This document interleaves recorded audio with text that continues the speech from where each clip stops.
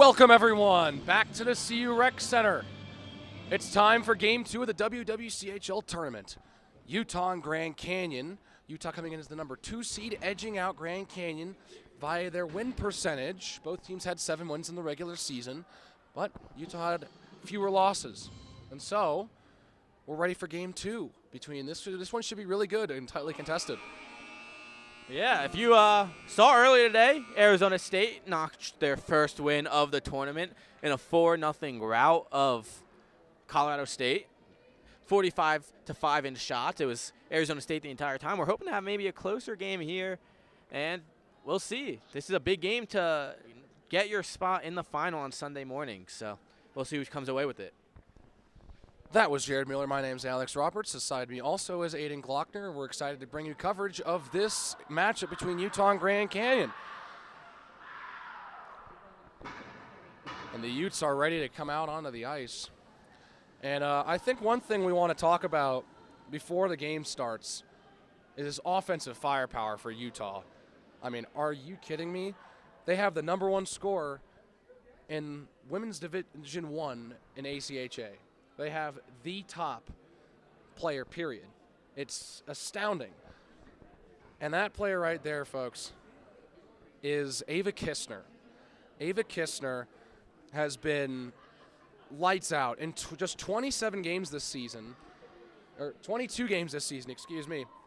42 points, closing in on that 2-point per game mark. And she's a freshman. Don't forget that part, Alex. It makes it even more impressive. Oh, my goodness. Yeah, of course it does. The fact that Ava Kistner is a freshman and is leading all of D1 is pretty astounding. As it looks like the PA is ready to do the announcements. But real quick, Hallie Hansen sits at number 2 on the team, and Grace Cruikshank sits at number 3 on the team. Both also having outstanding seasons. 39 points for Hallie Hansen, good for 8th best in Women's 1 ACHA. And Grace Cruikshank has 32 points, good for 13. We'll take it out in the PA for the starting lineups.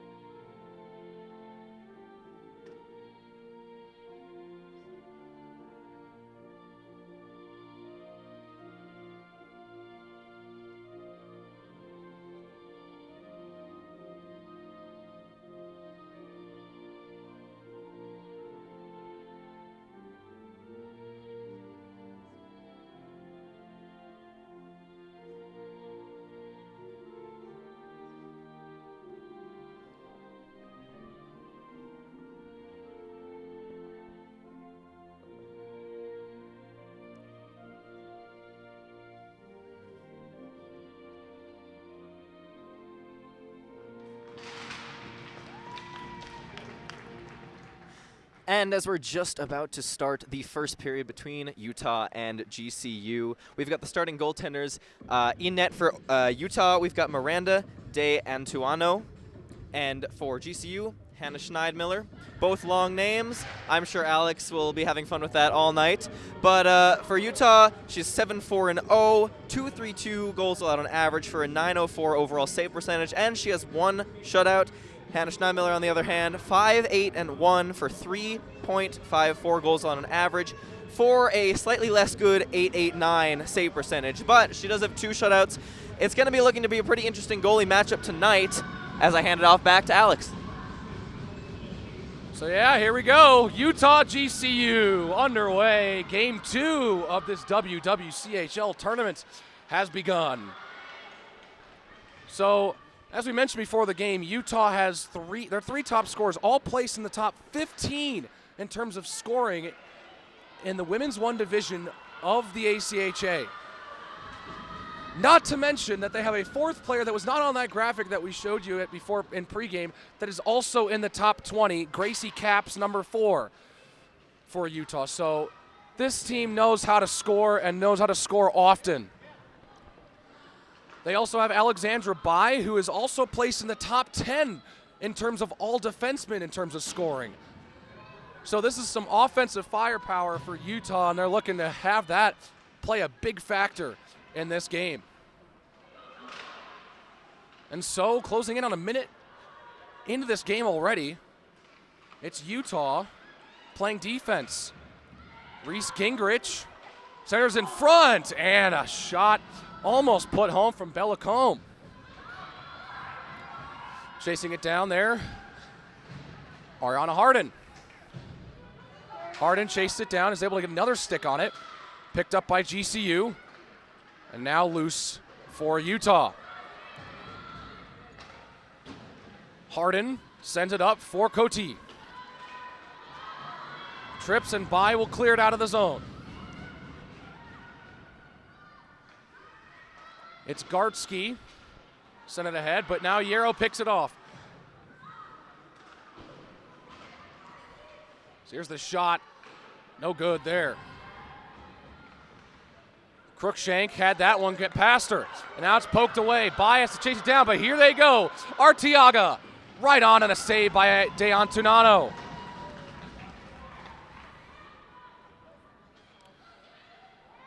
So, Grand Canyon will chase things down. Ely hands it off to her teammate Toombs. Gets past Arteaga. Now sent it ahead for Kistner, the leading scorer in all D1 ACHA for the women's side of things. Sends it off to Stevenson. Guarded there by Niemi. Kistner back to Stevenson, and now Kistner again. Kistner gets it through, and now GCU will be able to take over in the corner. Ely sends it ahead. Hansen dumps it in. And Utah wasn't really able to get that much on that offensive possession. Izzy Hendry was kind of sitting back of the blue line, and obviously then unable to be passed to by the Utah player at the dot, and that kind of forced them to roll with their 4 players before she was able to get up into the blue line and become a passing option. But it was a little bit too late, and Utah had to retreat. But they are now back in the offensive side of things for a faceoff. About 3 minutes gone in period number 1. Puck now stuck in the corner. Squibs free for Grand Canyon. Niemi gets it out of the zone, tried to squeeze it through the defense off McCain, and nothing there. Crookshank sends it on net, and it's wide of the net. Niemi again. Finds Toombs. Now Boucher. Gets a bit of hindrance there from the linesman, but will pick up the puck regardless. And Niemi could not get the stick on the puck. Down back into the Grand Canyon zone as Boucher picks it up. Pass picked off. Here's a shot. Schneidmiller makes the save. It pops up and it's cleared away by the Antelopes. Grand Canyon can't maintain possession. Lacombe was looking for the puck. Gingrich now tried to hit it behind and in for a centering pass. Now Lacombe tries to shoot again, and it's just steered away by Deantonano. Boucher sends it behind for Butler. Cleared away, and Boucher once again. Dump it down, and Grand Canyon will get some fresh skaters on the ice. About 4.5 gone in period number 1. No score.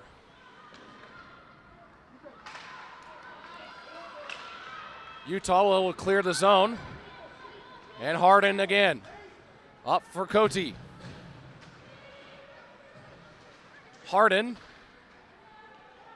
goes off the wall. Arteaga chases, but it won't be enough to prevent a clear. Closing it on 5 minutes through this first period. Kistner just dumps it down. Chasing it down is Hansen. Trailing is Green. It's ahead. Here's Kistner. Shoots. Doesn't quite find a way into the net. Picked up now by Arteaga. Arteaga squeezes it through. Got Micah Summer with her, and it's poked away. Grand Canyon gets some fresh skaters. Here's Klassen. Klassen trying to move around Kistner and does, but loses the puck in the process. That pass almost cleanly picked off, but deflected by Olsen.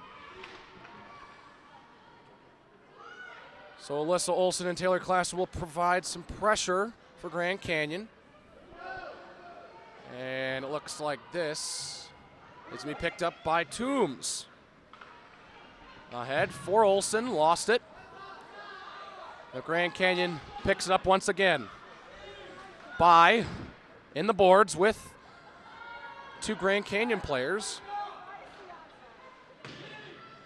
Puck goes through the legs of a Utah player, and Klassen's there for Grand Canyon. By behind the net for Utah. Sends it ahead for the captain, Grace Cruikshank. It's lost and behind the net once again. Under 14 left in period number 1. It's Ely.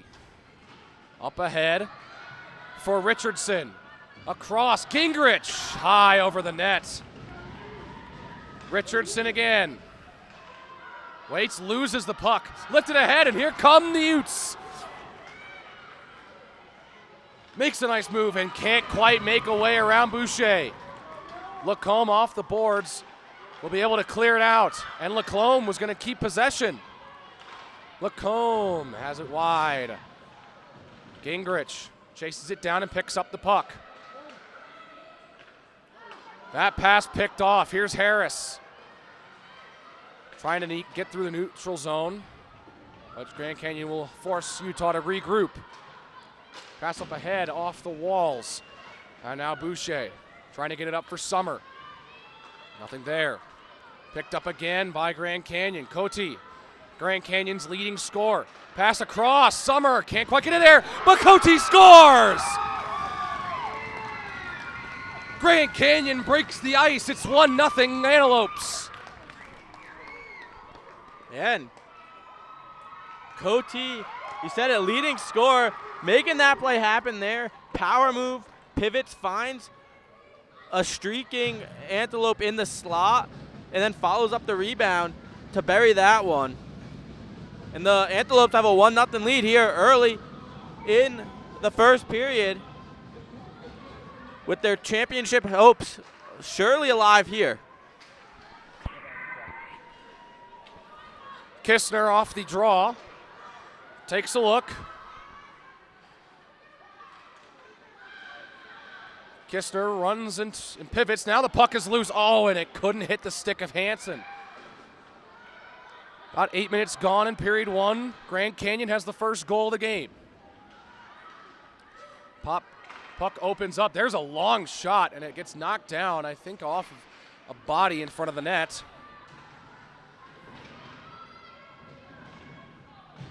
Puck loose in the corner.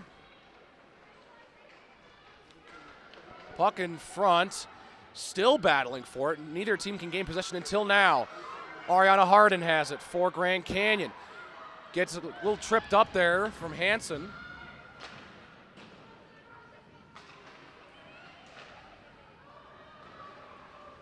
so that goes past the stick of Niemi. Caps. That fourth player I mentioned who was in the top 20 and scoring among all forwards. That shot gets stopped by Schneidmiller right in the chest. That's a shot for Utah. Yeah, now it's about the answer for Utah. About 8 minutes, 40 seconds in, Utah finds themselves down 1. They are the higher seed, but Grand Canyon's not a team you can take for granted, as they've shown that they can play all season. And one of the only teams that's able to take down Arizona State, who we saw so dominant earlier today. Grand Canyon, the only blemish on Arizona State's record so far this season. In terms of the WWCHL, Arizona and Utah played early in the season. I think that was their first 2 games. And Arizona State ended up winning both of those matchups. So this puck goes out of the Grand Canyon zone and icing is called. And Grand Canyon's been pressing early, and as you mentioned, the blemish on ASU's record, they've been pressing early, and they've been able to obviously capitalize on a very good chance right in front of the net in crease front presence. But they've been able to just pressure. They don't. Both teams don't have many shots on goal. They're both tied with 2, but they've been able to pressure and keep up the offensive momentum, which is something that Utah thus far has not been able to do. And while these teams have played competitive games this season, they played twice in the regular season, both in Salt Lake City, hosted by Utah. And they split the 2 games. Utah took the first one 3-2. Grand Canyon took the second game 4-3. So by those standards, I think we're ready here to see a pretty close game. Yeah, it looks back and forth right now. Both teams getting their opportunities. Grand Canyon just took advantage first, took the first shot, and now they have the lead here. Well, I can already say with a high degree of certainty this is going to be a much more competitive game than the one we just saw. And so the face-off is controlled by Utah. Gingrich hangs on to it. Pops free. And that's too far for Icelli. Specifically, Aylin Icelli. There are 2 Icellis on this roster. Aylin wears number 27. Emil wears 24. It's one of those 2. Gingrich has that pass blocked. Great defensive play. And so the puck free, and Utah's got it. Lifted ahead. Great stick by Lacombe to keep it in the zone. Gingrich reverses. Score! Wow! Did it go in? No, they say it. No, he didn't go in. Gingrich thought, some of the fans here sure thought Gingrich scored, but apparently she didn't. And so Kistner passed it across. Shot saved by Schneidmiller and cleared away for a moment. And that was wild, because I swear Grand Canyon scored there. I thought I saw the puck in the net, but a trick of the eyes, apparently. Another save there for Utah. Yeah, it looked like it hit the post and just stayed out, barely. But I don't think that went in, and I think and we play on here. Well, crazy. Gingrich almost putting one home. Summer behind the net. Grand Canyon almost jumped out to an early 2-0 lead.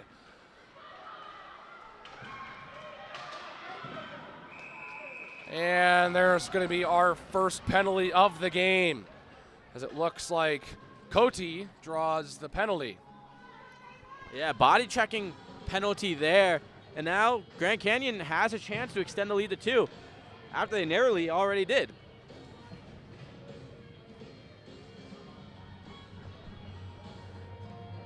Well, back to the Utah zone we go. Valerie Stevenson, the offender on that play. Klassen does go into the circle to go for the faceoff for Grand Canyon and wins said faceoff. Poke back to Boucher, who finds Klassen again. Klassen back to Boucher. Across. Boucher taps it ahead. Klassen chasing it down. Picked up by Utah for a moment, but a stick was lost in the process. Alyssa Olsen sends it behind, but it couldn't find Richardson, and it exits the zone. Here comes a breakaway opportunity. Crookshanking on Schneidmiller, and Schneidmiller wins that battle. almost a shorthanded opportunity, a shorthanded opportunity, and almost a shorthanded goal for Grace Cruikshank. So now Grand Canyon back to the offensive. Boucher across. Richardson finds Coty. Makes a nice move around by. So Coty again. Pass across. Boucher couldn't find a stick on it, and it's poked away by Utah. By Cruikshank specifically. Boucher fakes the pass back. Now here's a pass in front. And Deontinado makes the save. Gets run into. There's a whistle. And no goal. And yeah, I thought that puck slipped through her, but the obviously no replay, and you've got to go off of what the refs call on the ice. You know, they're talking, but obviously no goal called here. And pretty good power play thus far for Grand Canyon, though they've had a lot of movement and a few opportunities, and disregarding that one shorthanded chance as another save is made. They've had a pretty good power play, I'd say. Yeah, Deontinado makes another save there on Coty.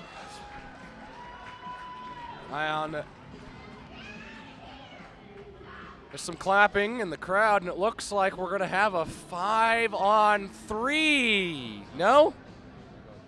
Oh, both go. Ha! That caught me off guard.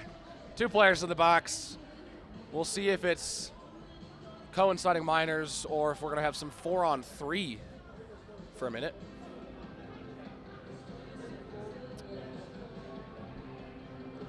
I think something that we're looking forward to here is, I mean, look, so far in this game, Coty's vision is insanely good. She's able to spot her teammates cutting to the net before they even break, and she's finding them in the side. And I think that's something that that's the reason she's the leading scorer on this team with 23, now 24 points on the season. Well, they haven't taken the penalties off the scoreboard for both number 3s for each team. Micah Summer for Grand Canyon and Samantha McCain for Utah. And it looks like we're going to get some 4-on-3 action for 37 seconds before some 4-on-4. So interesting development, and 4-on-3 begins. Coty back for Gingrich. Gingrich has space, now shoots in a save by Deontinado. Coty retrieves, circles, and hands off to Lacombe, over to Gingrich, and if that pass hits, that's a great opportunity for Grand Canyon. Coty now back 10 seconds on the 4-on-3. Coty up to Gingrich, passing over to Lacombe, 3 seconds. There's the shot, blocked, and doesn't get to the net. 4-on-4 for another minute and 20 seconds as Stevenson comes out of the box for Utah. So the Utes kill off that penalty. And Stevenson handed across to Kistner. And icing is called. We go back to the Utah zone. 1 minute to go on the 4-on-4. And Grand Canyon's power play was nothing special this year. Generated a good amount of chances there. Nearly took the lead a couple times, but still up 1-0. 6:32 left in the first period. A minute of 4-on-4 left.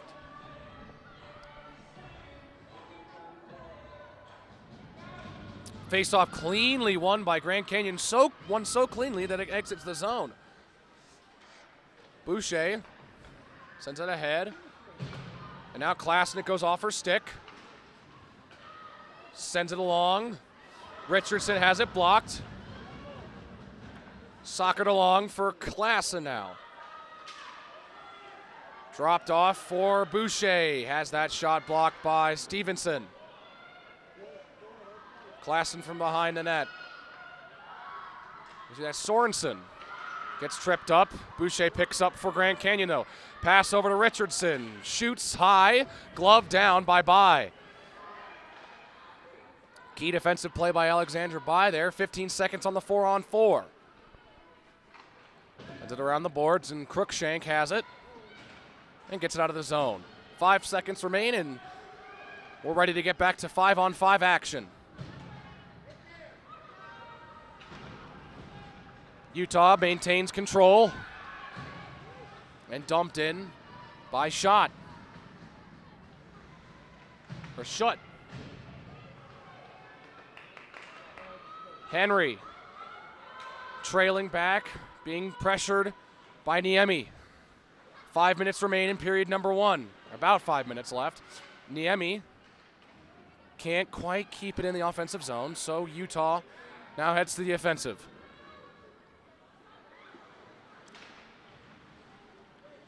Niemi chases it down and picks it up for the Antelopes. Goes off a Lacombe stick, and Henry just dumps it down. Richardson again. Dropped it off, lost it. Schutt. Sends it back. That goes off of Icelli. Icelli will pick it up again. Emil Icelli. Goes off of Harris. Harris still has the puck. Trying to get the pass across to Hansen. Puck loose and controlled by Utah. Hansen goes behind the net to pick the puck up, looking for Kistner in front of the net. But gets it out back. Icelli shoots long, and that gets deflected on its way towards the net. About 4 minutes left in period 1. And a Grand Canyon player takes a tumble to the ice, and the puck continues to be stick. They have a whistle here, as that was Gingrich who fell down. And so with about 4 minutes left, Grand Canyon remains in the lead, 1-0. Utah's had a fair share of chances, but I wouldn't say they've had as quality of chances as Grand Canyon. Yeah, we talked about this before the game, Alex, a little bit before we went live. If you just got to neutralize Utah's abilities. They clearly can score, but if you shut them down, then you got a good chance. And so far, that's what the Antelopes are doing. Kistner are not really a factor so far in this game, and neither has been Hansen or any of the other top scorers they have on this team. Toombs goes behind the net to pick it up for the Antelopes. Grand Canyon in a bit of confusion, but McCain keeps it in the zone, poked away by, that was Arteaga.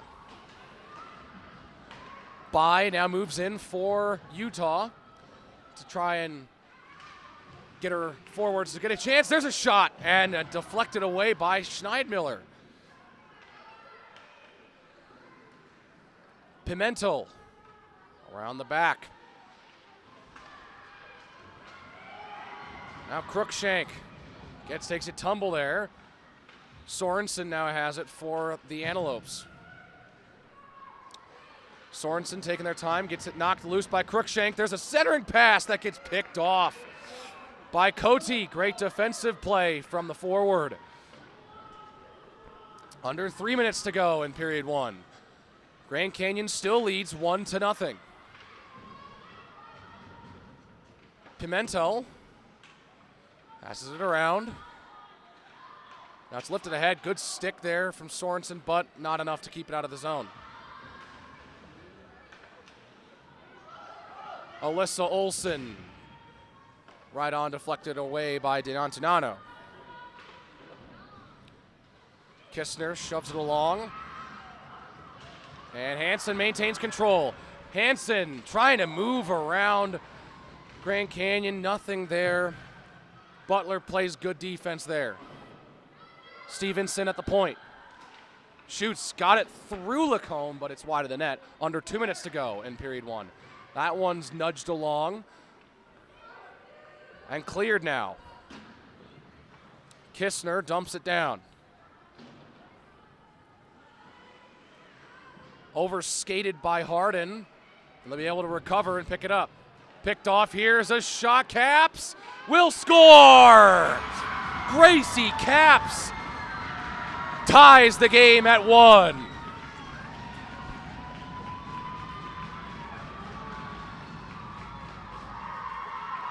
And I wanted to say a bad play over by the far boards in the corner. GCU a little bit lax with the puck. Didn't quite, was caught puck watching a little bit, kind of drifting around the zone. Didn't quite go after the puck as they should have, and they ended up turning it over right in front of the net. And a very weird hop goal, and the score's tied. Yeah, I think that's one Schneidmiller's going to want back. Rolled upper stick over her and into the net. And your team played very well this period, but it's 1-1 here now with just over a minute to go left in the period. And a potential breakaway opportunity, potential 2-on-1. Tried to pass that ahead for Crookshank. Couldn't quite get enough speed to shake off Grand Canyon. Gingrich makes a move around Caps. Gingrich makes another move. Deontanano makes the save. Under a minute to go in the period, and Deontanano is going to cover it up. Great play. What a spectacular save there for Utah. Sprawling across the crease in front of the net, trying to block off any possible way for the puck to get in the net, and she's able to stop it for the team and keep the score tied with 55 seconds left in the first. All right, well, Cote goes into the dot for the Antelopes, faces off with Hansen, and Hansen wins the draw.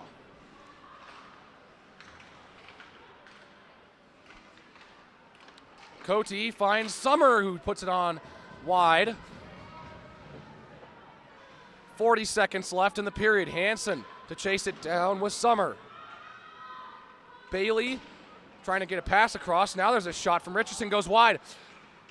Pass in front, Deontanano's there to make a play. Now it's poked ahead. And Grand Canyon will regroup for a moment. Utah's also going to regroup with 20 seconds left in the period. Hendry lifts it ahead. Kistner giving chase, but it looks like there's about 10 seconds left. So Boucher will go around the net. Summer fans on a pass. Into the zone, 5 seconds to go in the first. And that will do it. A very even game so far. We're tied 1-1 at the end of the first. And after that first period, I think Grand Canyon outplayed Utah that period. It was just an unfortunate goal that got past Schneidmiller at the end there that evened the game up. And although you played a little better, it's 1-1 heading into the second period. Still a lot of time left, 40 minutes to go in this game, but 1-1 here. It's been a fun one.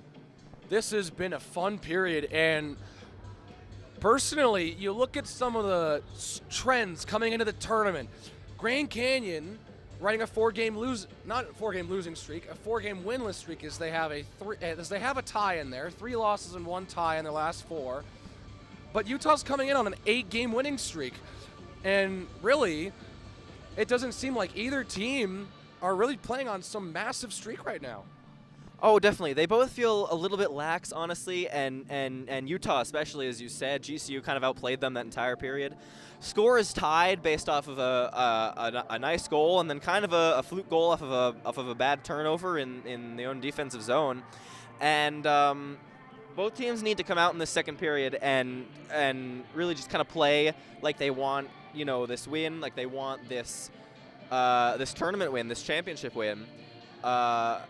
And really play like that as if they're trying to, win the championship tonight. Yeah, and no matter what, at the end of this weekend, a new champion's being crowned here. Colorado, back-to-back, isn't here. A new champion is going to be crowned, and right now, the favorite has to be Arizona State. Oh, definitely. They look so dominant in their game against Colorado State, but we'll get a better feel of what they're all about tomorrow when they play this Grand Canyon team, which has been their one blemish in the WWCHL. And so we'll take a look at that team that's been giving Arizona struggles after the break. We're tied 1-1. We'll be back.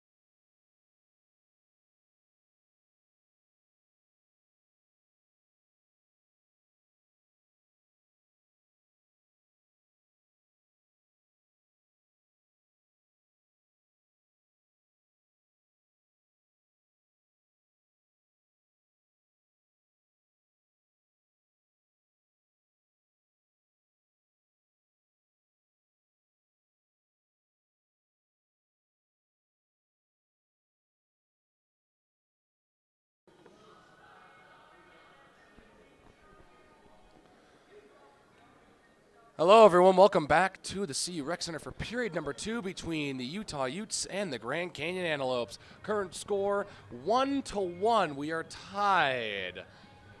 This has been a good game so far. Yeah, it's been a close, even game here at the Rec Center. 1-1. Really should be 1-0. Grand Canyon let up a little bit of a weak goal at the end there. They played well the rest of the game, but that goal, not the best. But now it's 1-1 and 20 more minutes here in the second frame. Yeah, like we talked about, we need Utah and GCU, they both need to get out to a better start. They both were kind of lax, a little bit lackadaisical in their play in the first period, and you know, in their aim to win this game and next the championship, they need to get out to a bit of a stronger period for this one. And so, let's talk about some keys to the rest of the game here. So, for Utah, show up, show out. Top players need to show up. And right now, they've been putting the most pressure on for Utah, and they are responsible for a goal, as Gracie Capps, one of the 4 players on this team who are in the top 20, has scored so far. And they need to have some strong goaltending from Miranda de Antonano, and they've got some of that. De Antonano has made some great saves so far to keep this game at just 1-1. And then moving on to Grand Canyon. Well, they need special teams is a big problem for Grand Canyon so far. This season, Grand Canyon special teams have been a bit lacking, clearly at the bottom of the teams here at the WWCHL tournament. Their power play in the bottom 5-10 in the league, and so it's a bit tough for this team. And well, even their penalty kills, you know, pretty good, but nothing too much to write home about. Although their power play they did get in the first period nearly got a goal, so that would have been a huge difference there if they were able to do that. But I don't think their power play looked bad, just didn't connect to get another tally on the board for them. Well, both teams regroup and goalie switch sides for period number 2. Grand Canyon has a little team meeting on the benches, and it looks like we're ready for period number 2. So, Grand Canyon also, what they need to do in this period, neutralize those top scores for Utah. It's a huge talking point about this game. And thus far in the first period, they've kind of done that. Utah wasn't really able to get much on net or anything, except for that one kind of fluke chance that ended up being their goal. Well, period 2's underway, and Utah has the period's first possession, as Kistner goes behind the Grand Canyon net, being swarmed by 2 Antelopes though. Still being challenged in the corner by Klassen. Pops 3 for Hansen. So there's a shot. Score! Utah, right early in this second period, takes a 2-1 lead.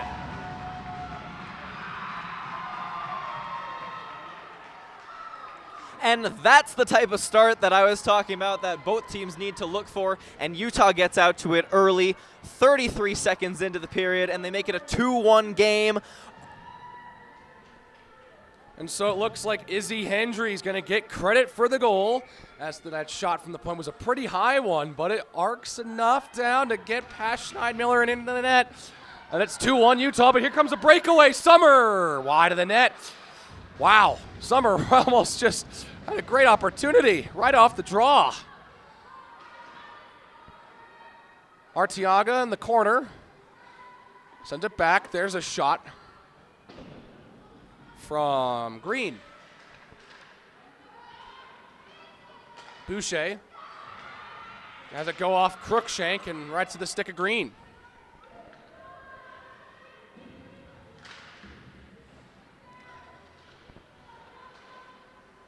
And so Gingrich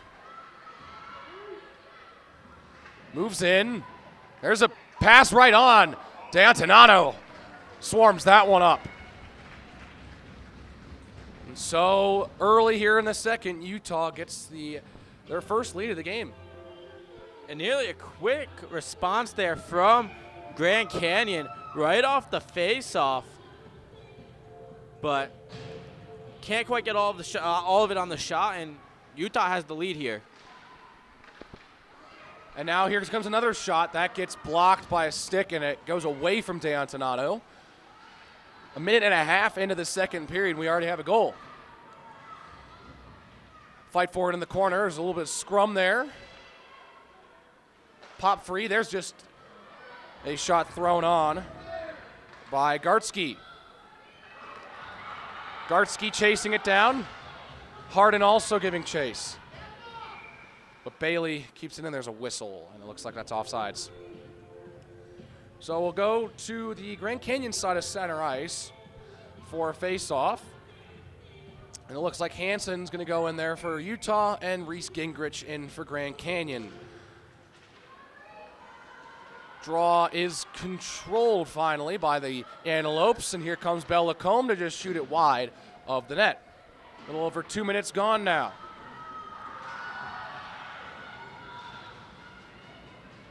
D'Antonato will play it behind her own net. Just tap it long for Stevenson.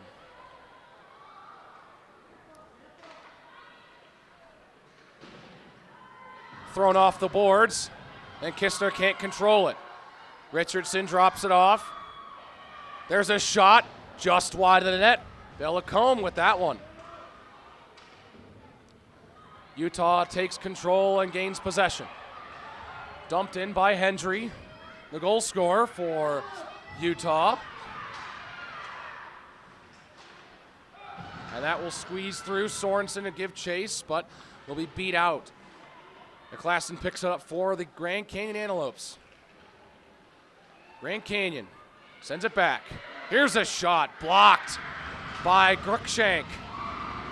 Puck pops free, and Cruikshank one-on-one with Ely, shoots, and the save is made by Schneidmiller. Great way to get into the shooting lane there and block the shot. The block shot leads to an opportunity down on the other end of the ice. Putting the body on the line, but if you become a champion at the end of this, it's well worth it. And Utah's having better chances and changes down the ice. They're having a better ability to do some neutral zone transitions and get up the ice quickly to get a counterattack on GCU. So here comes Boucher with Sorensen. Sorensen shoots, and another save is made by D'Antonato. So some fast-paced play here to open the second. Just a nice job to read that play, push off the right leg, and get right in front, square up to that shot, and make an easy save. Definitely very nice, but it was a little bit easy to read. I feel like GCU probably should have waited just a tad longer before making that pass over, because it gave the goalie time to get over and make that save, like you said. Face-off controlled by the Utes. Here's Schutt to just lift it ahead and down into the Grand Canyon zone. Behind the Grand Canyon net now. Shelley gives it to her sister. So that was Aylin back to Emil. Now Aylin again. Can't quite get a shot off. Sorensen clears, but Emil Icelli will be able to make that play. Aylin Icelli trying to chase it down and picks up the puck. Loses control, and Grand Canyon takes over behind their own blue line. Boucher trying to get the stretch pass to Summer, and it goes behind the net, giving chase. And Summer looks to try and gain possession, but it's enough time for Grand Canyon to get down there. Doesn't prevent Grand Canyon from letting up a clear. Fresh skaters. Harden trying to get it ahead for Summer as Utah conducted the line change safely.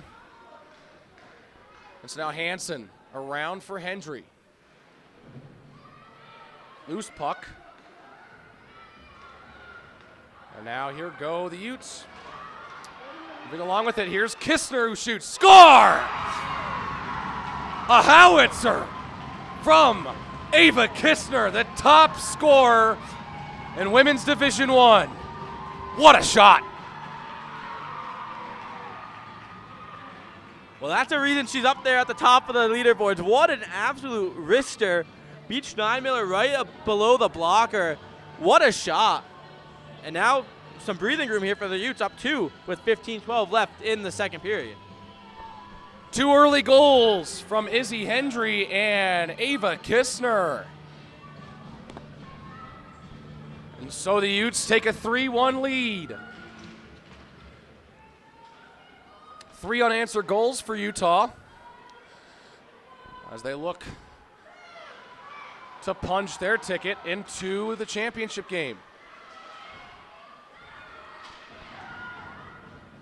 Sent on along and into the Grand Canyon zone once again. Utah maintains possession. Crookshank has that pass intercepted by Reese Gingrich. Lacombe just trying to keep possession for Grand Canyon, and that's offsides. And going back to that Kistner goal, it looked like an innocent shot. It didn't look like she had very much room to shoot. Kind of far out, but she just snapped that one right past Steinmiller. And that's what a shot. That's all I can say. It was just amazing.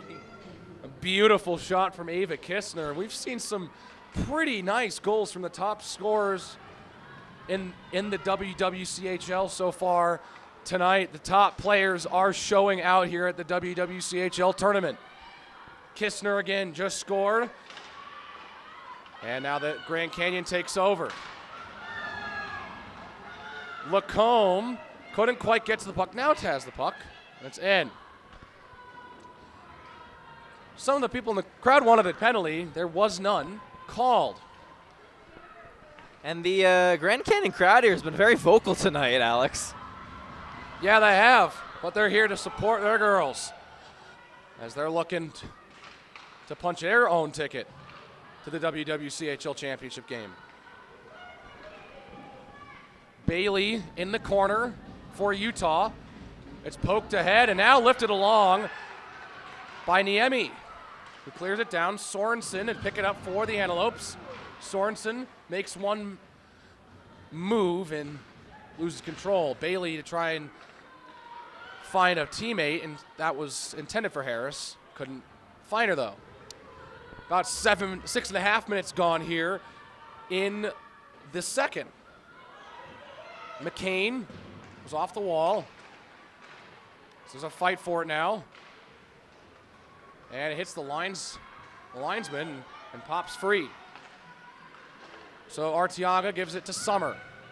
Summer's got Arteaga and Cote with her, but she can't maintain control as here comes Crookshank. Crookshank has it poked away. A good poke check from Ariana Hardin to prevent that one from becoming any dangerous than it was. Arteaga with Hardin. And Arteaga overskates the puck, but maintains control for a moment as Cap sends it behind. Cote for Grand Canyon to meet the puck in the corner. Neither team maintaining control for the moment as it's dumped around the boards and around behind the net.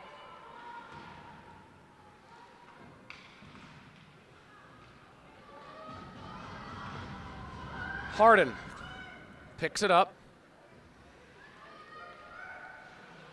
Pivots. And now hands off. That one was picked off by Hendry. Hendry again. Sends it around. Whistle is called. So with 12:02 left in the second, Utah's got 2 goals already in the second period. And Utah's starting to come alive here. It's a very different game from the game we saw earlier this afternoon between Colorado State and Arizona State, excuse me, with the shots for that being 45-5 for Arizona State. Shots on goal right now are 9-8 for Utah, and yet it's 3-1 for the Utes as they've capitalized on the few chances they've had this period, scoring twice in the frame. By emerges now. That shot got blocked by Kadon Toombs. Now Steinmiller has to make a save though. So it finds a way behind. Hang on to it. Picked up. And Utah trying to maintain control. Bailey across, now stopped.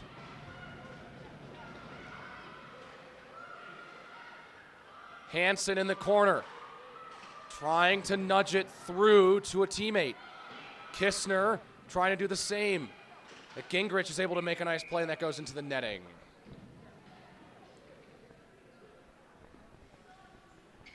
GCU just has to get back to what they were doing early in this game in the first period. They dominated the first period. Not dominated, but they outplayed Utah in the first period, but now they're just falling behind here. Down 2, and still a lot of time left, more than half the game. About to hit the halfway point of the game, but down 2 is not the place you want to be. So it looks like the clock was stopped for a little bit. It doesn't look like they're going to update it. So there's 11:30 left. It's about, 20 seconds behind. So these players will get about an extra 20 seconds in the period. Olsen hangs on to it. And now it gets behind Boucher. Giving chase. There goes Isheli. But can't get around Boucher. Try to leave it off for Boucher, and she does get the puck. Under 11 to go in the second. Down in, Schneidmiller plays it away. Into the corner. Boucher gathers the puck up. And it goes past one of the defenders, Megan Fish. Fish hands it ahead for Utah, and that really kind of over-skated and got by Ellsworth. Summer shoots off the post, and now they score! The game is tied. Micah Summer, the initial shot, it goes off the crossbar, and it looks like Rory Arteaga gets the goal to tie, or not to tie the game, to bring Grand Canyon within 1. Yeah, no, Grand Canyon didn't get the bounce earlier in this game, in the first period when they hit the post, and it looked like it was in. Happened to stay out. This time, they're able to follow it up, tap home the rebound, and whole new game now, only down 1. Well, another big goal. Grand Canyon closing in on trying to tie this game now. Only down 1. Bailey sends it ahead. There's Kistner. Works her way around Harden, but can't shake her off. Has to pass it back to McCain. And now Kistner again. Hansen. Lost it. Grand Canyon's able to clear. Alexandra Bai now has it for Utah. Bailey now. Sends it behind for Bai. Bailey once again trying to find a player, and now Lacombe takes a tumble with Kistner. Bailey shoots. Almost gloved by Schneidmiller, poked away. Here's a shot, and another goal! That one looks to be Haley Hansen to get Utah a 2-goal lead once again. Just another mistake by Schneidmiller in net, dropping that puck was shot into her glove, and she dropped it, and then just Hansen picks up the rebound, sends it 5-hole, and extends the lead back to 2. 4-2 here, 9:30 left. Schneidmiller having some goals. She's letting in some goals she'd probably want back.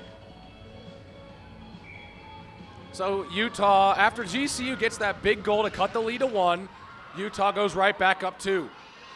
And the top 2 seeds truly playing and showing why they are the top 2 teams in the WWCHL right now.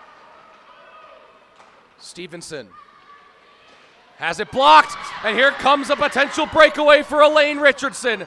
Richardson has to shake off Hendry, but now here's a shot, and a save by Deontanano on Belle Lacombe. And the game is swinging back and forth here between Grand Canyon and Utah. 2 bordering states. They're going from one national park to the other.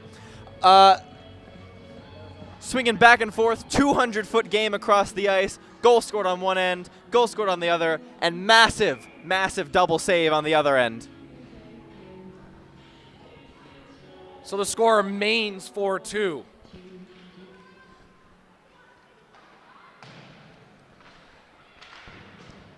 Kistner. Ahead. Gets through. Shoots, and another save by Schneidmiller. Now it's stuck on top of the net. And so they stop play. Schneidmiller makes the save, and it gets stuck on the top of the net. And so, well, they call the whistle. Yeah, makes the save there. But she kind of looks uncomfortable making some of these saves. Just not looking too confident in her in the net right now. Puck's bouncing off her left and right that she probably could contain. And down 2. Grand Canyon they've been answering quick. They might have another answer here. By to chase it down for Utah. Being pressured by 2 Antelopes, but is able to hit a pass. But that subsequent pass is picked off, and now it's in the bench, and we have another stoppage in play. So Hallie Hansen gets the last goal for Utah. Kistner gets her second point of the night, up to 44 on the season. And this game is just blown open here in the second. Goals being scored on either end in wild fashion, and it's very different from the first. We said both teams needed to come out in strong fashion and come out firing, and that's exactly what they've done here, Alex. And it looks like with that goal, Hallie Hansen now has 40 points on the season. That's our first point of the game, I believe. And only a sophomore. This Utah team is going to be tough to beat for the next couple years here, as both their leading scorers underclassmen. I mean, this is a very young Utah team, over 10 freshmen, and they are the amount of sophomores on the roster than they do juniors and seniors. So this is a very young Utah squad that can be a threat in the WWCHL for years to come. A very young and very quick Utah squad. We've seen them on the breakaways. They have speed. Boucher for Grand Canyon. Now a pass up ahead to Cote. Cote trying to move around by. Now Arteaga sends it on. Now D'Antonano makes a save and covers it up. And a whistle is called. 7.5 to go in period number 2. And that is a really, really good save by D'Antonano. Pushing over in the crease, right pad, getting kind of a rebound off of it, but basically pushing the puck away from the possession of GCU and not allowing a scoring chance. Earlier today, when Arizona State took a 2-0 lead at the end of the second period, you could feel the game was over. Now, Grand Canyon is still in this game, down 2, but it does not feel like they're anywhere near out of it. And they've been fighting. They've been getting their own chances. Here's a shot. Oh, great save by Miranda D'Antonano. Wow. Woo, that was a great save. And she is putting on a show here tonight with GCU getting fantastic chances, all of them being stopped by the Utah goaltender.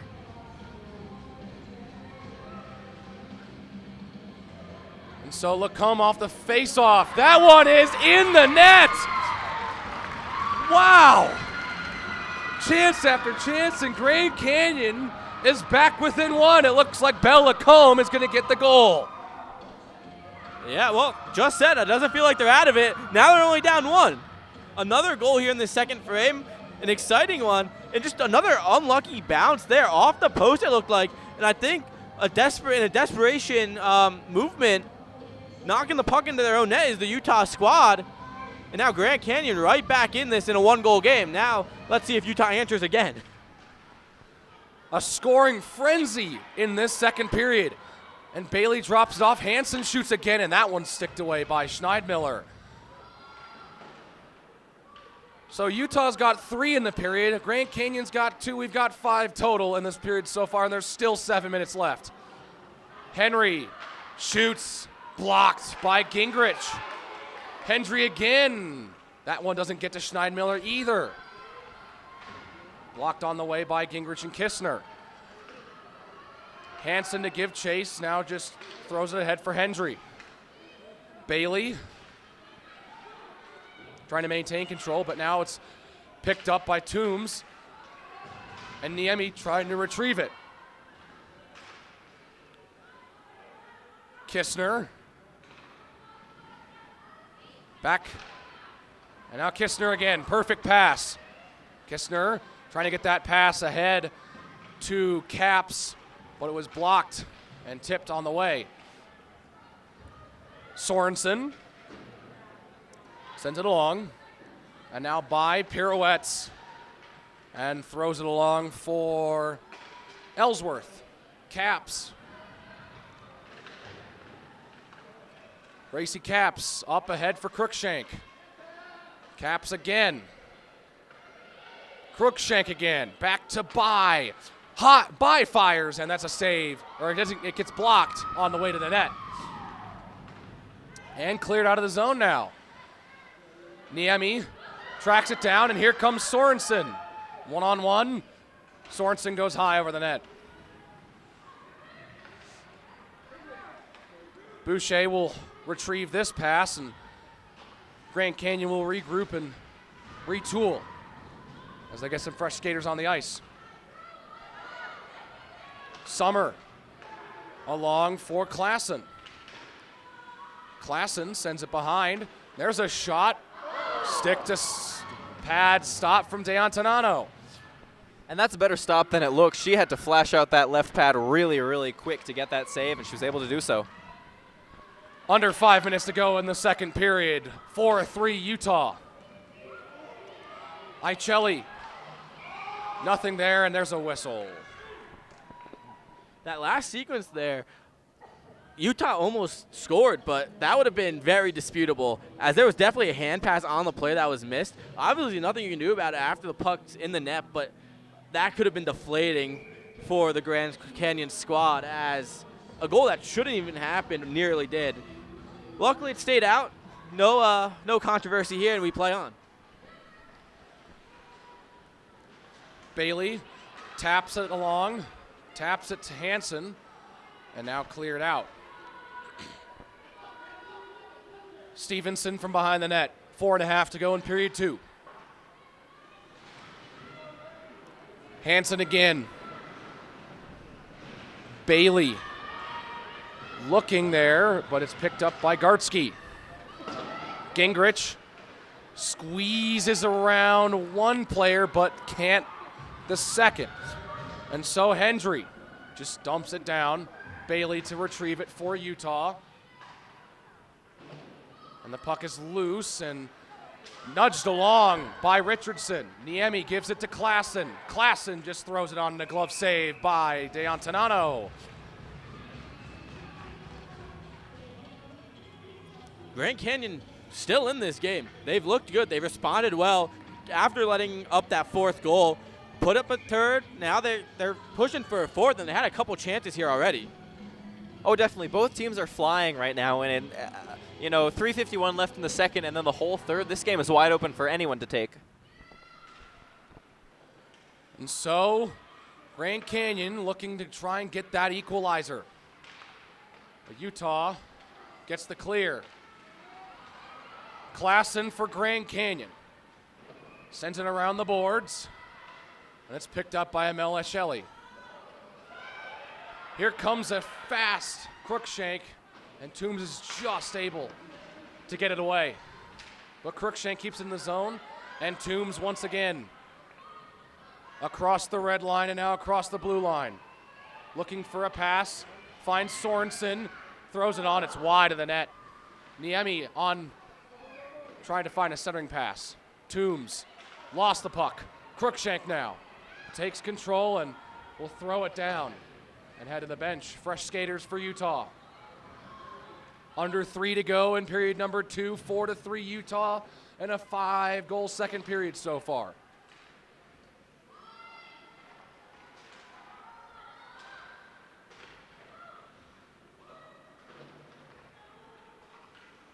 Puck is loose in the corner, and now Weber finds a pass. That one is tipped along the way and knocked aside. Now here's a shot. Hansen goes wide off of Schneidmiller. Poked ahead, and Bailey trying to shake off Summer, can't do so. Weber tried to find Kistner on that pass. Puck is loose and picked up by Kistner. Now just shoots high over the net, just over the crossbar. That was close. Her release is just unreal. You don't see it, and then all of a sudden it's heading right past the net. Arteaga trying to squeeze it through, and Utah going to conduct a little bit of a change. Richardson into the Utah zone. Gingrich makes some nice stick moves. Now shoots it blocked. Lacombe trying to get somewhere, but now Harden shoots, and the save is made by D'Antonano. 1.5 minutes to go in the second. Caps around the back. Now Harden, a long shot, blocker save by D'Antonano.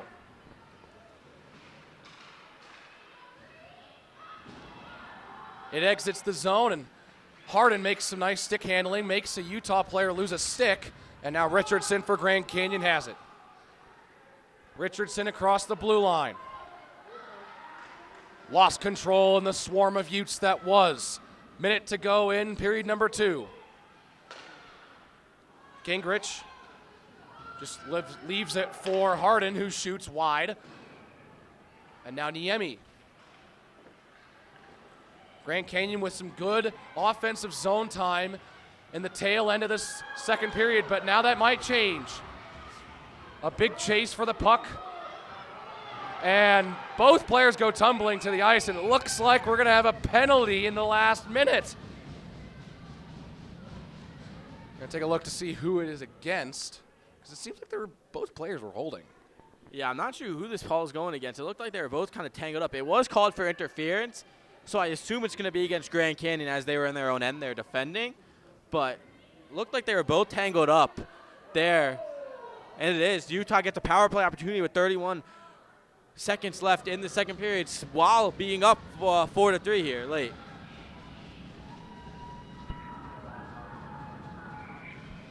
All right, 31 seconds left in the second. Utah's first power play of the game. Hendry takes the opening face-off and just throws it wide. 20 seconds in the period. Nice move from Kistner. Sends it back. Hansen shoots, and that was almost banged home by Kistner. And it's cleared down with 10 seconds left. 5 seconds in the period, and they're just going to hold on to it and end this second period. A frenzy of scoring is the name of the game so far. 4-3 at the end of the second. 5 goals scored between the two teams in the second. Certainly an exciting period of hockey here. Earlier today, the game wasn't too fun. It was mostly Arizona State dominating. This one, back and forth action. And I hope we see it in the next frame as well. Then 20 more minutes. It would be amazing to see this go on. Oh, definitely. 14 shots on goal for each team. Score 4-3 for Utah at the end of the second. And this is a far closer game than the one we had before, just like Jared just said. Utah on 1.5 minutes of power play to start the third period, which could be interesting. Power plays are always weird when they split the intermission. Usually teams have a tougher time, getting a lot of momentum or scoring chances on the latter half, the next period half of that power play. Fresher ice, a little bit more slippery. They've just come out of a break. It's not quite what they're used to. But there's a possibility for Utah here to take a 5-3 lead at the start of the third period. They scored very early on in the second, 33 seconds in, and perhaps they can do the same here in the third. That is true. Utah came out ablazing at the beginning of the second period, scoring 2 in the first 5 minutes. And so there's a big opportunity for them to get a second chance and a second period where they score really early, and that would restore their 2-goal lead for the third time in this game, and that would be much tougher to overcome with only 1 period to tie the game. And so now that we're at the end of the second, Utah 4, Grand Canyon 3. I mean, this was an exciting. I mean, the middle stages of that period, there were plenty of opportunities for both teams. And we saw some goals and some great saves. These players are really coming out and showing what they've got in this high-stakes situation. This very high-stakes situation. They've got this game tonight. They've got a game tomorrow. Both teams obviously taking a quick look at the schedule. You've got it says 7 p.m., but that is currently right now the GCU versus Utah game. And then tomorrow the Grand Canyon Antelopes get to face off against the #1 ranked team in this tournament, the ASU Sun Devils. Meanwhile, Utah gets to go on to face the Rams, Colorado State. They lost 4-0 earlier today to ASU. And then the championship, that's what we've been talking about. This Sunday, February 19th, all games broadcast right here on Scope Up Sports. And this is just, you've said, high-stakes tournament.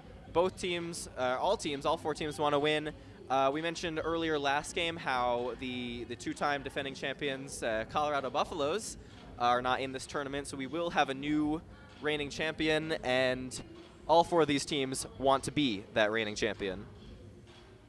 And so with that, that's all we've got for the end of period number 2. Utah 4, Grand Canyon 3. You're watching Scope Up Sports.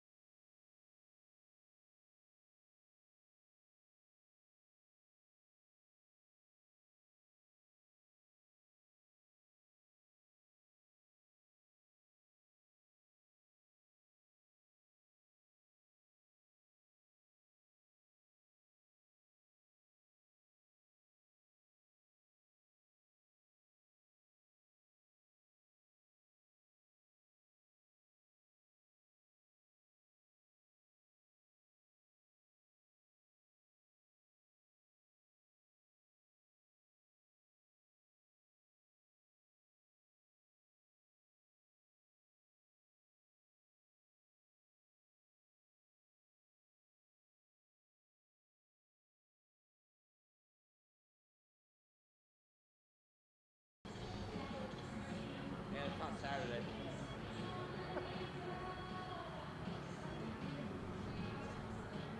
Hello, everyone. Welcome back into the CU Rec Center for the final period of regulation, that is, between the Grand Canyon Antelopes and the Utah Utes.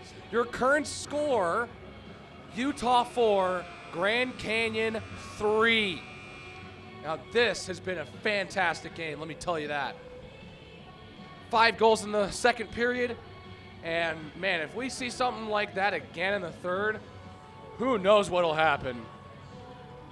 Chaos would happen at the Rec Center. Oh yeah, this game is wide open right now between the Utes and the Antelopes. It's anyone's game. Either team can take it, and it's just up to them to see who wants it more, who's going to score, who's going to defend, who's going to make, you know, that one play that sends their team over the top in this game. And well, the stars are showing out here for Utah. Hansen had a goal, Kistner has a goal, Caps has a goal. You know, Crookshank has had a couple great chances. Hendry has a goal. And so, you know, they've been playing fantastic here. And so, you know, and I think the regular season showed us that this game's going to match up very well as they split their season series and both games were 1-goal games. I think we're in store for another one of those tonight. And Alex, during the intermission, you pulled up the scores from last year's tournament in Arizona. Well, tonight's a lot more exciting than those games. Well, we had 2 1-0 wins last season, a couple 4-0 blowouts, nothing like this. And right now we got a certainly exciting game here on our hands and a Utah power play to start the period. Yes, that is right. Utah does get a minute and a half on a power play to start the third in this really entertaining game so far. And this is a perfect opportunity to get Utah their third separate 2-goal lead of the game. And so there's a bit of a hold-up right now. Both teams still haven't come onto the ice just yet. But I don't know about you guys, but I'm really excited for this third period. Oh yeah, if it's anything like the last period, 5 goals scored in what, like 7 minutes, I expect it to be very fun, very high-paced, exciting, and both teams wanting to get this win. GCU is down 1. They're looking for a goal. Utah is looking to defend their lead and perhaps score a assurance goal themselves. Well, they get a perfect opportunity to get that insurance goal with the minute-and-a-half power play they have here in this third period. Both teams have a meeting before things begin.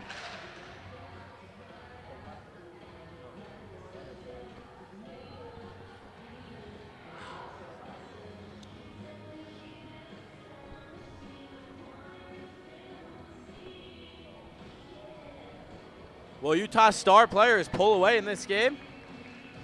Or will Grand Canyon be able to hold on and tie this one up? Only one way to find out, and that's to play 20 more minutes of hockey. We're ready for the third period from the CU Rec Center. What a cop-out, Alex. What do you mean? Thanks for a great answer. I guess I am excited to find out, though. I am excited. Yeah, well, power play underway for Utah. And they're stuck in their own half right now. Not what they wanted out the gate here. Well, that's a pass that kind of just, a lob pass, if you will. And so now Cote gets it out. Summer now for Grand Canyon. Summer fans on the shot. Gingrich pops up, and that's out of play. One thing to mention here, for Grand Canyon, they got 6 shorthanded goals this season. That's not something to scoff at. I mean, Utah also has 4 themselves. I mean, that's got to say something, I got to say. Power killing teams more than anything else. And well, there's going to be a face-off on the Utah side of center ice. They still cannot really get some time in the offensive zone. And so, looking at the power play for Utah, one of the top 3 in the ACHA here. Utah, on the actual website, has their stats kind of inflated. It says they have about an 80% power play. That doesn't happen. So in reality, they have about a 30% chance, which is still good for third in the entire league, which is still amazing. Grand Canyon a little bit closer around the pack, a little below average, 21st. Not quite at 80% on the PK. So this is a very important thing looking forward in this game. If there is another chance for Utah on a power play at all even. And to see if Grand Canyon maybe even gets a shorty on here. Well, that penalty time is up, though, so they don't have to worry about that this time around. So we're back to even strength. Utah didn't really get much opportunity in their offensive zone, and I forget which one of you mentioned it. I think it was you, Aiden, how important a power play is when it's lodged in between two periods, and how it honestly having majority of the penalty be on the backside. Yeah, like I said, it's often tough for teams to find that momentum that they had at the end of the previous period going to the next one when a power play is split over the intermission like that. And you could see that happen with Utah. They just had nothing, no game, no drive on that power play, and GCU was able to kill it off quite easily. And so now puck lies on the stick of Ava Kistner. Slap shot is fanned on after Harden gives on the challenge. Kistner still maintains possession and has it there on Schneidmiller. She makes a save. Cote sends it behind. And so Utah trying to find that centering pass. Nothing there. Arteaga overskates the puck but picks it right back up. Arteaga gives it along for Summer, and it's fanned on. Toombs gives it to Summer. Toombs again. Caps giving chase and applying pressure. Now Taylor Klassen. Klassen around the corner, looking for that centering pass and trying to find anyone even. 3 minutes gone. Utah maintains. Utah picks up the puck and takes control. And now Grand Canyon with it again. Here's a shot on. D'Antonano has to make a save. By for Utah behind the net. Spins around and gives it off for Crookshank. Puck loose, and now Niemi tries to throw it on. It goes off the skate of a Utah player. Now a shot from Sorensen, another save from D'Antonano. The captain, Crookshank, knifes it along and dumps it down. Utah will get some fresh skaters and some fresh legs out on the ice. Gingrich for the Antelopes. Moves in and couldn't quite get the shot off, but it still finds a way to D'Antonano's stick anyways. Stevenson from behind her own net. Skips past her intended target, and it's picked up now by Grace Green. Cote.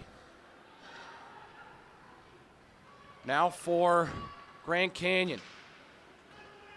D'Antonano has to make a play. Oh, missed the puck with the stick, but covers it up with the legs anyways. That was a bit dangerous. That was probably not what she was intended to do there. Whiffed over the puck, almost right through her legs and into the net. Able to recover, but that would have been a very, very bad way to get back in this game, or to let GCU tie this game up. Well, I mean, that'd be a relatively ugly goal for both teams, as remember Gracie Caps had that puck roll off of the stick of Schneidmiller and behind her in the first, so kind of neutrals out. But here's Arteaga. Oh, and there's a whistle. Looks like a penalty. And so this is tough. And it looks like it's going to go against Grand Canyon. And it looks like it's going to be the leading scorer for the Antelopes, Annabelle Cote, into the box for the Antelopes. And just as we mentioned that split power play had nothing for Utah, this is a chance for them to dominate on the power play. All offensive and score a goal to make the lead 5-3. and pad their lead against the Grand Canyon State Antelopes. And well, you're going to be watching one of the top 3 units in the Women's Division I of ACHA.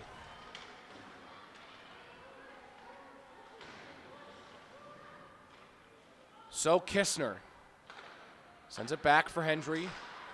Stevenson shoots well wide of the net. More of a pass back to Hendry. Kistner gets that puck knocked loose. And Grand Canyon will clear the zone. Hendry across the red line and dumps it down. And as we saw, Grand Canyon more than willing to chase the puck. You said they had, what, 9 shorthanded goals in the season? 6, thank you. And more than willing to go chase that puck down and try to get a shorthanded goal to tie the game here. That would be something pretty crazy, a shorthanded goal to tie the game in this scenario, but they've got a minute to do so. Puck pops free in the crease, but no one really realized it was in the crease until it was too late. Crookshank shoots. That gets blocked before it gets to Schneidmiller. Bai is going to hand it off for Schutt.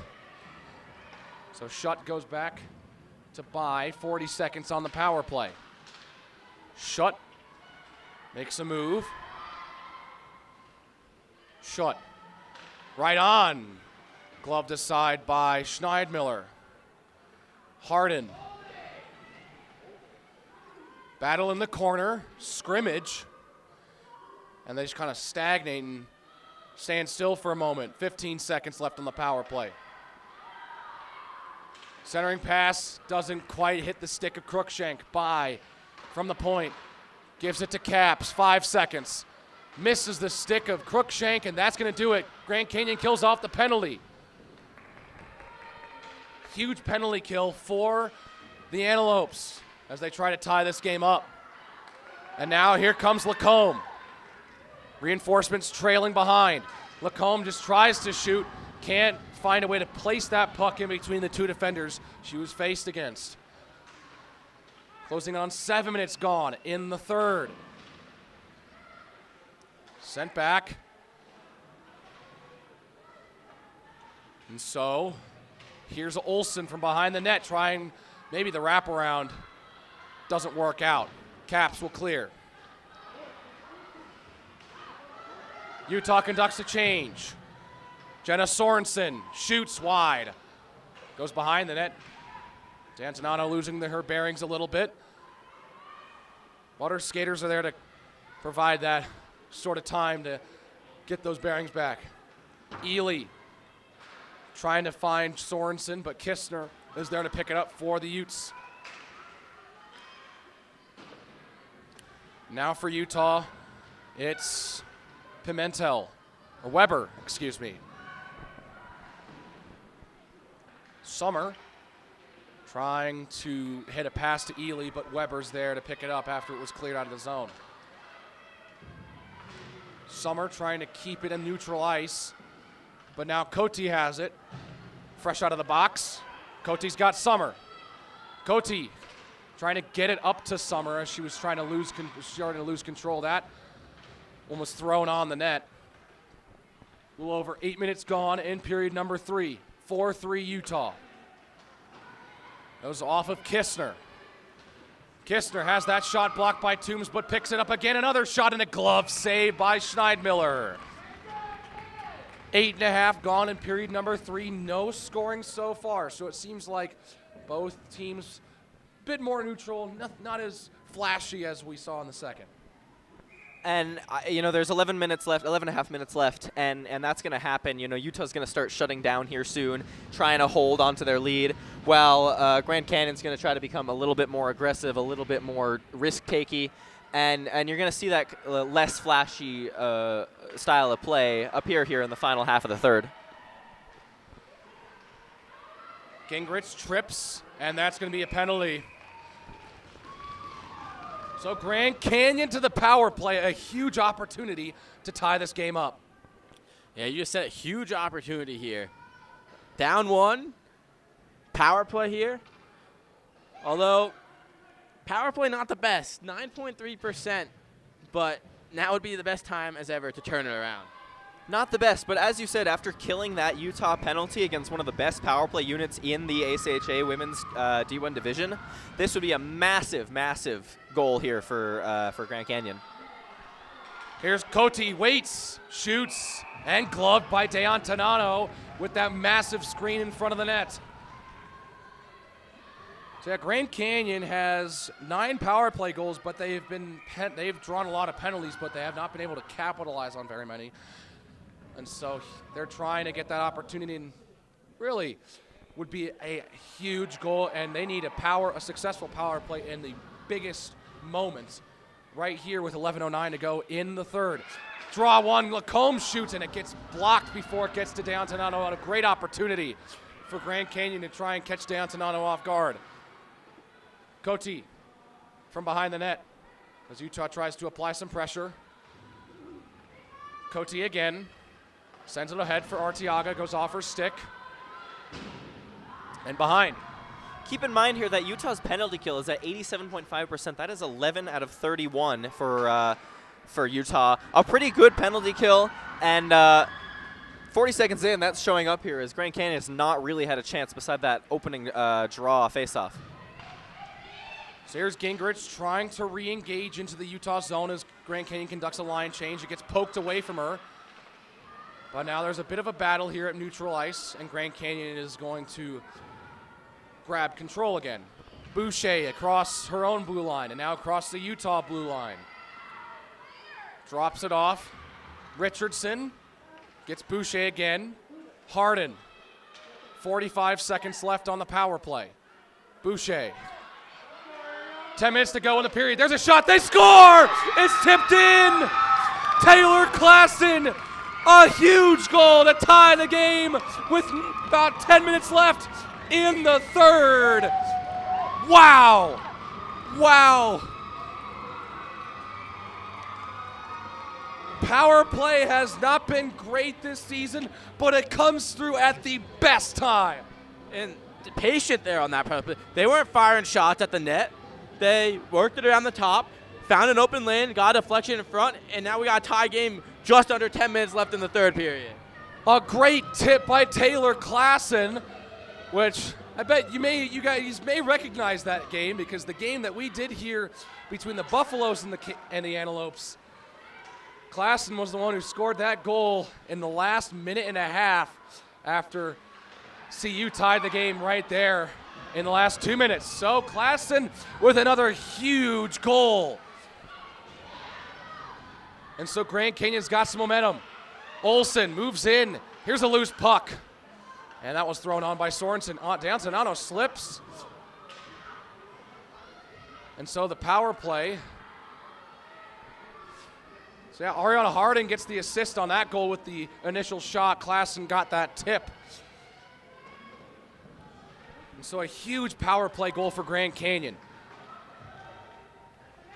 And now we're tied. They've come back from that 2-goal deficit, the 2 separate 2-goal deficits they had faced in this game. And now Utah's got to change their plan of attack with a massive hit at center ice. Harris and Toombs take a tumble, and so it's going to be interesting to see who this goes against. It looks like it's going to be against Utah. And that's big. That's really big. Kill down some clock, possibly get the chance to score a leading goal here for GCU. And if not, just put pressure on Utah. But as I was saying before that hit, Utah's got to change their plan of attack. Now it's tied. They can't just hold the lead anymore. Now they've got to press. Yeah, we'll see if GCU can do it again on the power play. I mean, not a great power play, as we said, but it came through at a good time. Let's see if they can do it again here. And if it does come through again, it comes through at an even better time. GCU goes right back to the power play after they get a goal from Taylor Klassen. Gingrich trying to poke it away. Was Utah. Now it's cleared down. And so special teams is a huge part of this game. And Grand Canyon needed to capitalize on their opportunities on special teams, and well, they did.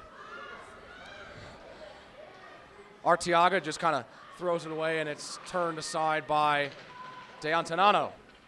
40 seconds gone on the power play. Here's a shot, and Deon Tanano makes the glove save. Alex, and remember, we looked at the rule book for this tournament. This game ends in a tie at the end of regulation, if I remember correctly. There is no overtime in the round-robin stage of this tournament. So that's Grand Canyon, in my opinion, needs to push here, not just for a tie, but for a win, because Utah has the advantage playing CSU and not facing Arizona State, the #1 team in this tournament. And so double-checking in the rule book here, you might be right, but it looks like there will be at least one 5-on-5 overtime period. Or one 3-on-3 overtime period, excuse me, 5 minutes. But 1 minute left on this power play. Well, that would have been peculiar if it just ends in a tie. Oh, puck loose! They score! Grand Canyon has taken the lead! 3 unanswered goals and another second power play goal. Grand Canyon regains the lead. Wow, what a turn of events. It seems like Utah has all the momentum and Grand Canyon capitalized on 2 power plays. We said it. Might as well get hot now as the power play emerges. One of the worst in the league. And now 2 timely goals. That's when it matters. Score at the right time, and no one cares about the numbers heading into the game. No one cares about the numbers anymore. Grand Canyon's got 2 power play goals in the game. And it looks like it's going to go to Alyssa Olsen. Alyssa Olsen with the goal that gives Grand Canyon their first lead since it was 1-0. So Utah now, just 3 minutes ago, was in the lead, and now they need a goal to tie. And they haven't scored in the span of at least a full period. We have a whistle. Looks like offsides. Oh, icing. Yeah, icing. Yep, that goal was scored by Alyssa Olsen from Sydney Boucher, or Boucher. Nice tip right in front of the net, and there's no chance for the goaltender to stop that. And as you've been saying, 7.5 minutes left to go. 5-4 now GCU. They are now in control of the outcome of this game. They've just got to defend and shut down, similar to what Utah had to do just a mere 2-3 minutes ago. Toombs with the long shot, and it's gloved by Deon Tanono. 7:21 left. Utah conducts a line change. And as we get closer to inside 5 minutes, then inside 3 minutes, the pressure amps up. The pressure amps up, the pressure builds, the tensions heighten, and Utah becomes far more able to take risks. They're not averse to it anymore. They're going to take far more risks, and it's much more likely for them to take penalties in that case. They've got to watch out for that as well. So Grand Canyon's been on the power play 3 times in this game. They've scored twice. Utah's just had 1 power play, or 2 power plays in this game, excuse me, failed to score on either one. And we mentioned earlier at the beginning of the broadcast that special teams was going to be big in this game, and it's turned out to be big, just not in quite the way we thought. The best part about hockey, you never know what's going to happen. No, you do not. And we've seen some unpredictable stuff. Summer trying to get that quick shot. Oh, and it pops free. Green to throw it on. Under 7 to go. And Utah's scrambling in their own zone right now. They need to get this out. That's exactly what they do, though not for long. Stevenson will trail. Grand Canyon will conduct a line change. Richardson fans over the puck. Now into the Grand Canyon zone it goes. Into the corner. Boucher picks it up. 6.5 left. Utah trying to apply the pressure. It's loose, and chasing it down was Hansen.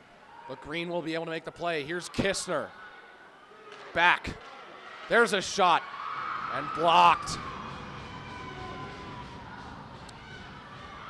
Lacombe's got it. Hendrick sends it back in. Kistner moves around Green. Scott Hansen and leaves it for her. Now at the top, Hendry. Hansen again. Makes a move, throws it on. It's wide. 5:40 left. 5-4 Grand Canyon. A shot that gets blocked, but it isn't enough to get Richardson a potential one-on-one with Stevenson. Hansen from behind the Grand Canyon net, trying to shake off Gingrich. Now Kistner joins the fray, and so does number 25, Brenner. Puck's still stuck in the boards. Closing in on 5 minutes left in regulation. Utah gets control out of the scrum. There's a shot wide of the net.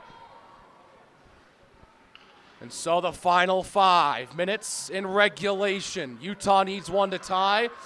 Grand Canyon just needs to hold on. It's cleared out of the zone, and Bai takes over. Bai across the blue line. Bai goes behind the Grand Canyon net. Has Stevenson open, but can't quite control it enough to get that pass off. Brenner joining the battle. And it's still loose. Lots of puck battling on the boards. GCU doing a very, very good job at just shutting down the puck along the boards and not letting Utah to have any sort of real offensive chance. So here's Green from behind her own net. Goes off the boards. Can't quite clear the zone. They're going to need another touch if they do want to clear it. Now there's a battle at the blue line, and it squirts out of the zone. However, on the other side of that, Utah has done a very good job at keeping the puck in said offensive zone. Sorensen makes a nice move and enters the Utah zone. Place we haven't been in a while.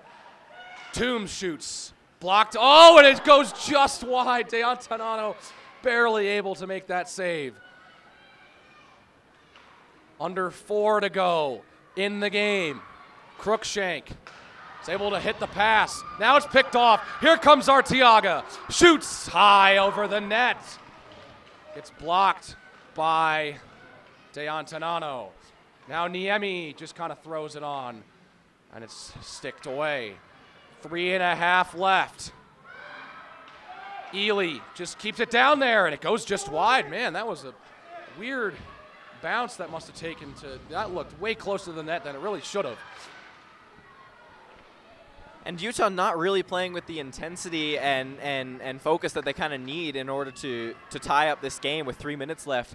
GCU's done a very good job at stuffing them up. When do you think Deantonano heads to the bench?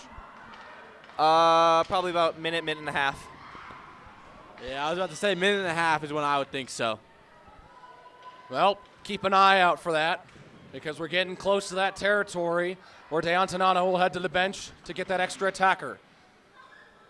Kistner from behind the net, trying to shove her way into possession of the puck. 2.5 to go. Kistner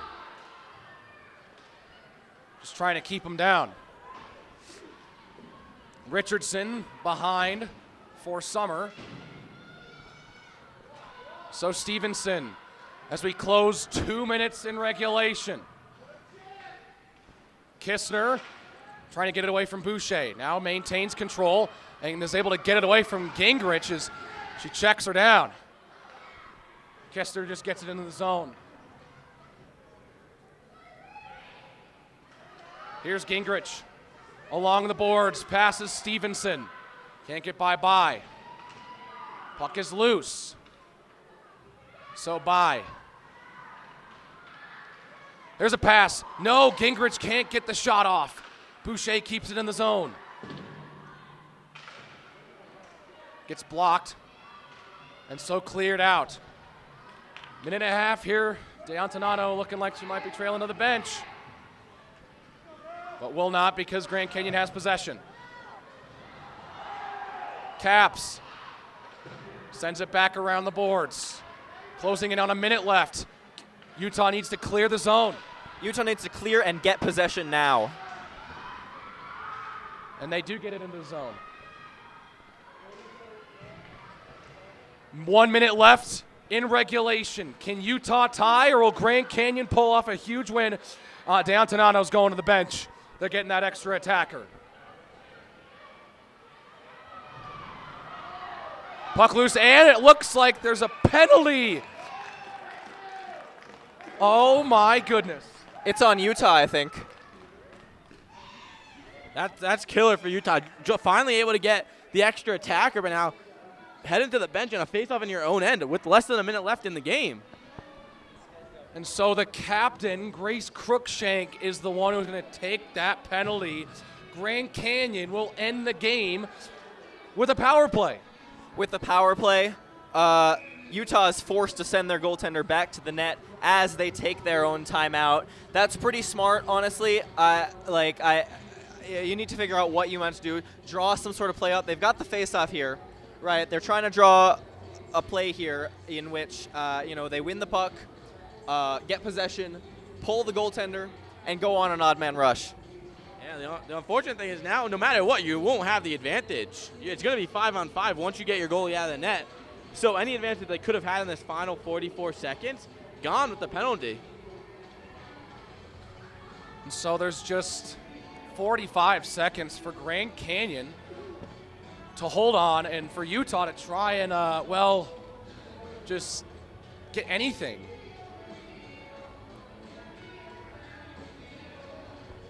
And so Utah's having a conversation as they're going to try and put their best players out on the ice. Kistner, Hansen, Caps, 3 of the top 4. The last one on that discussion, Grace Crookshank, is in the box. So they got to put their top players out, and that's exactly what they're doing. And Crookshank is just looking down in the box. It's a little hard to see, but she does not, obviously not look happy about that. And it's tough for Utah. Their captain is in the box, but they do have Caps and Hansen, their two of their assistant captains, out on the ice. And the GCU fans here standing up, supporting their team, and cheering on, hopefully, to a win for their team. Stadium. Well, that goes into the netting, so we'll get another face-off. Very little time comes off the clock there. And so we're down to 40 seconds. Went into the netting, but almost went Utah's way there and almost goes a little bit better. Now their face-off is outside of the zone, and they're a bit closer, just that much closer to the GCU goal. Maybe you think that was a strategy right off the draw to just throw it up? I don't know about that, but it almost plays out like it was. Puck is loose at neutral ice. 30 seconds left. D'Antonano is going to start heading to the bench. No, they stay put. 20 seconds left. Kistner trying to find Hansen. D'Antonano heads to the bench quick. Here comes Kistner. Wide, great save by Schneidmiller. And it's cleared. A potential empty net chance. And it goes just wide. 2 seconds and one that's in the empty net. Grand Canyon and Rory Arteaga will put home the winning goal if it did beat the buzzer, but that'll do it. The Grand Canyon Antelopes take down the number 2 seeded Utah Utes in a fantastic game. 6-4, your final score. What a game by Grand Canyon. They were down, they were not out, they held on, they kept pressing, scored a goal. Utah responded, they did not let that bother them, and they went, tied it, took the lead, and then scored the winning goal with about 2 seconds, 1 second remaining. What a game by Grand Canyon as they move on now to the game tomorrow. Yeah, and this is a huge win for GCU, not only for the fact that you get a win, and a win is huge in your first game, but they also face Arizona State tomorrow, while Utah gets the weaker opponent in CSU. So this win here for GCU is huge moving to tomorrow, facing the top team. Now they have 1 win at least behind them in this tournament. And so the 2 teams who won today will play first tomorrow. And the 2 teams that lost will play second. Both games really intriguing, considering the fact that, it's the 2 teams that won and the 2 teams that lost. So start thinking about these situations for the team that loses the Grand Canyon Arizona State game and who wins the Utah Colorado State game. So we know we're guaranteed to see one team win both matchups with the win here from Grand Canyon, but this was a great game. Grand Canyon down 2 separate times by 2 goals, and they don't give up, and they score 4 unanswered. They never gave up, and that shows great tenacity, and that's actually going to be really important for their game against ASU tomorrow. ASU is really, really good, and Grand Canyon showed that they will not give up in the face of that adversity and that skill, and they will be able to, take the lead back if need be, and that'll be massive against the number 1 ranked team tomorrow. Yeah, I'm excited to see Arizona State play tomorrow again, because today you couldn't really get, you could tell they were very good. But you couldn't judge them against a top team. You couldn't see how they played when they had pressure on them. Colorado State was never in that game, except for their goalie, Sabrina Rittner. She was there the entire time.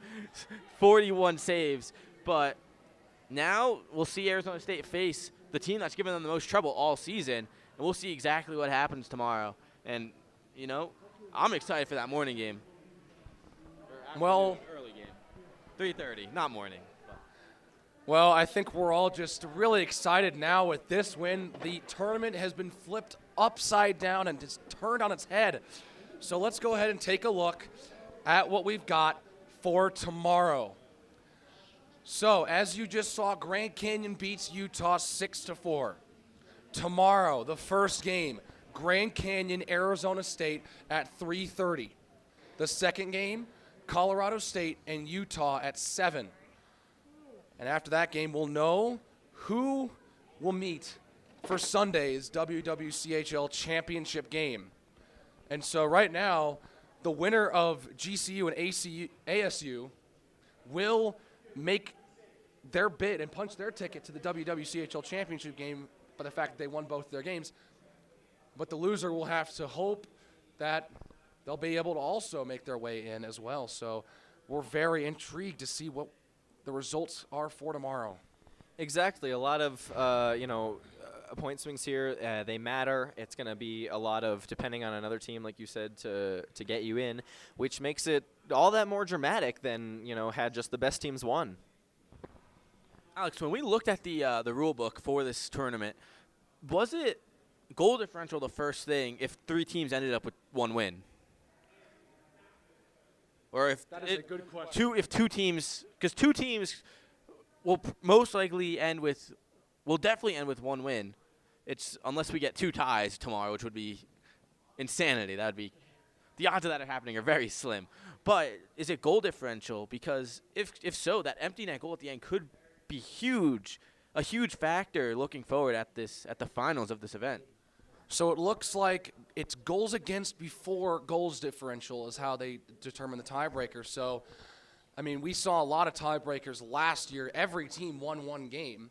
And so that's how they decided to pick Colorado and Arizona State for the championship game last year. But if we do end up having a tie, Utah and Grand Canyon are not going to want to get into really big shootouts tomorrow if they want to get that tiebreaker. Or Arizona State is in that conversation too, but they're in a much better position since they posted a shutout in their first game today. Yeah, and just thinking about the game that just happened, we talked about how the what did we say? We talked about how the special teams would be massive for both teams, and we talked about how Utah had to basically really just show up and be dominant and be in the moment, be present, and be fierce. And we talked about how Grand Canyon had to neutralize the scoring of Utah and those top scorers that the Utes have. And they weren't able to fully do that. They allowed 4 goals to Utah, but obviously Grand Canyon was able to capitalize on those 2 power plays, scoring 2 power play goals, and were able to capitalize on some of the mistakes that Utah made and get those 6 goals. It was really 5, but with the 6 at the end, get those 6 goals against the Utes and take this game from right under Utah's noses. And that could mean very big. That could be the difference, whether Grand Canyon makes it to the conference final championship game or if they don't with that empty net goal at the very end. Exactly. Every game matters, and to win your first one, like you said, Jared, against going against the best team, Arizona State, tomorrow is massive in terms of their championship hopes. Yeah, and I mean, we said it this season. GCU's been the kryptonite to Arizona State's perfect record in WWCHL. So I'm excited to see how that game turns out tomorrow. ASU will be a little more rested than GCU, which could be an advantage, but I'm sure the adrenaline's going to be running high as the season's on the line. Probably the biggest game of the round robins, if you will, 100%. And, well, we're super excited to bring coverage of that game for you guys here at SCOBUF Sports. We thank you so much for tuning in to this game and taking a look at Grand Canyon's great 6-4 victory over Utah. Jared Miller aside me and Aiden Glockner also aside me. My name's been Alex Roberts. We thank you so much for watching SCOBUF Sports. And, well, you heard it here first. Good night.